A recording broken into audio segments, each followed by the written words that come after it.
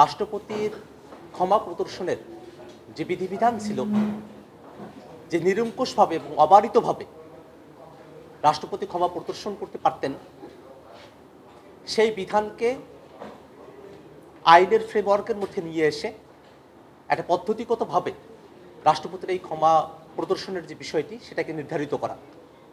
আমরা দেখেছি বাংলাদেশে বিগত সময়ে রাষ্ট্রপতির ক্ষমার মধ্য দিয়ে এমন এমন ব্যক্তিদেরকে ক্ষমা প্রদর্শন করা হয়েছে, লক্ষ্মীপুরের বিপ্লব সহ অনেক শীর্ষ সন্ত্রাসী তারা মুক্তি পেয়েছেন, যার মধ্য দিয়ে যে ন্যায় বিচারের কথা, জাস্টিসের কথা, সেটা পুরোপুরি উপেক্ষিত থেকেছে, অন্যায় হয়েছে, মানুষের সঙ্গে অবিচার করা হয়েছে। আমরা দেখেছি শুধুমাত্র রাজনৈতিক বিবেচনার কারণেই এমন ব্যক্তিদেরকে ক্ষমা করা হয়েছে, এমন অপরাধের প্রেক্ষিতে ক্ষমা করা হয়েছে যেগুলো সমাজের মধ্যে নানা ধরনের অনাস্থা এবং বিচার বিভাগ, দেশের আইন, মানবাধিকার, ন্যায় বিচার প্রত্যেকটা বিষয়ের সঙ্গে সাংঘর্ষিক একটা অবস্থা তৈরি করেছে। সে জায়গায় সংবিধানে প্রদত্ত রাষ্ট্রপতির ক্ষমা প্রদর্শনের যে ক্ষমতা এবং আমাদের পেনাল কোডে বর্ণিত সরকারের ক্ষমা প্রদর্শনের যে ক্ষমতা আছে, সেটাকে আগের মতো করে না রেখে বরং নতুন একটি আইনের মধ্য দিয়ে একটি বোর্ড গঠন করে সেই বোর্ডের সুপারিশের ভিত্তিতে রাষ্ট্রপতি ক্ষমা প্রদর্শন করবেন। এই বিষয়ের সঙ্গে আজকে ঐক্যমত্য কমিশনের প্রস্তাবের বিষয়ে রাজনৈতিক দলগুলো সবাই একমত হয়েছে।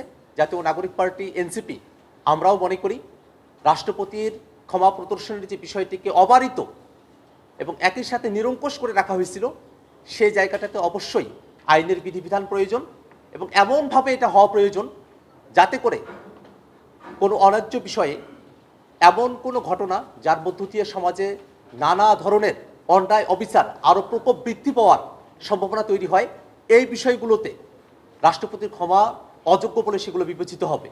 একই সাথে কোনো একজন ব্যক্তি পর্যায়ের যদি সেই অপরাধটি হয়ে থাকে, তাকে যদি খুন করা হয় বা কোনো একটা বড় অন্যায়ের মধ্য দিয়ে তাদেরকে যেতে হয়, সেক্ষেত্রে ভিকটিম এবং তার পরিবার তাদের কনসার্ন নিয়ে, সম্মতি নিয়ে তারপরেই যেন রাষ্ট্রপতি ক্ষমা করেন, এই প্রস্তাবও আমরা আজকে হাউজে উত্থাপন করেছি। আমাদের কাছে মনে হয়েছে কোনো একজন ব্যক্তিকে খুন করা হয়েছে, তার পরিবারের সদস্যদের মতামত ব্যতি রেখেই রাষ্ট্রপতি যদি ক্ষমা করার অথরিটি রাখেন নিরঙ্কুশভাবে, তাহলে সমাজে যে পরিবারের ব্যক্তিটি খুন হয়েছেন, ভিকটিম যারা হয়েছেন, তাদের প্রতি অবিচার করা হয়। অতএব সে পরিবার যেন কম্পেনসেশন পায়, সে পরিবারের সম্মতি নিয়েই যেন রাষ্ট্রপতি ক্ষমা প্রদর্শনের দিকে অগ্রসর হয়, এই বিষয়গুলো নিয়ে আজকের হাউজে ঐক্যমত্য তৈরি হয়েছে। বান্ডেল থাকলে প্রতি সেনমানিতে টাকা বাঁচবে। বিকাশ সেনমানি বান্ডেল কিনে জিতুন প্রতি লেনদেনে। একই সাথে বাংলাদেশের যে বিচার ব্যবস্থা, সেই বিচার ব্যবস্থা নিয়ে আমাদের অনেক দুঃখের জায়গা রয়েছে, আক্ষেপের জায়গা রয়েছে, হতাশার জায়গা রয়েছে। বাংলাদেশে এখন প্রায় 20 কোটি জনসংখ্যার একটি দেশ।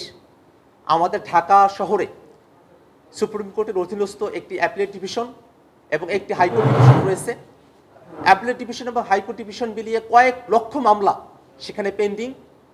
মাত্র 100 জনের মতো বিচারপতি তারা এই মামলাগুলো দেখভাল করে থাকেন এবং সারা দেশের মানুষকে হাইকোর্টের একটা মামলার জন্য সেই পঞ্চগড় থেকে, সেই কক্সবাজার থেকে তাদেরকে ঢাকায় আসতে হয় এবং এই যে দীর্ঘ একটা প্রক্রিয়ার মধ্য দিয়ে তাদেরকে যেতে হয়, তার মধ্য দিয়ে যে সময় এবং যে খরচ তাদেরকে বহন করতে হয়, যে কষ্ট এবং ভোগান্তির মধ্য দিয়ে মানুষকে যেতে হয়, সে জায়গা থেকে বেরোয় আসার একটা প্রস্তাবনা আজকে এসেছে।